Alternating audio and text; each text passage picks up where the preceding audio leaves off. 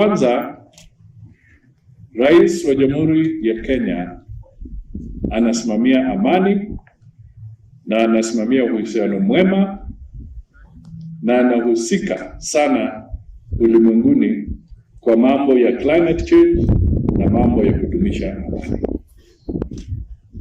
President William Ruto sasa anashughulika kupitia kwa mambo ya IGAD, anashughulika kuleta amani kule Sudan. Watu wengi wamepoteza maisha yao, watu karibu milioni 6.3 hawana makao kule ndani, na wengine 1.2 milioni ni wakimbizi wametoka nchi yao wanahangaika. Yeye kuleta amehusika na kuhakikisha kwamba Somalia inaingia kwa East African Community. Anasaidia South Sudan.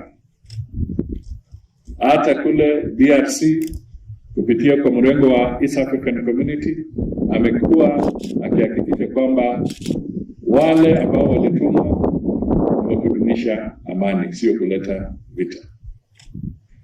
Kuna watu wamekuwa wakikimbizana na maneno kwamba labda serikali ya Kenya ama taifa la Kenya ina shida na DRC.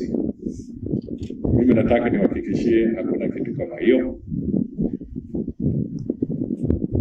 Kenya inadumisha amani na tunatakia watu wa DRC waendelee na uchaguzi wao ambao utafanyika tarehe 20, na wao wenyewe wachague viongozi wao, na hiyo ni mambo yao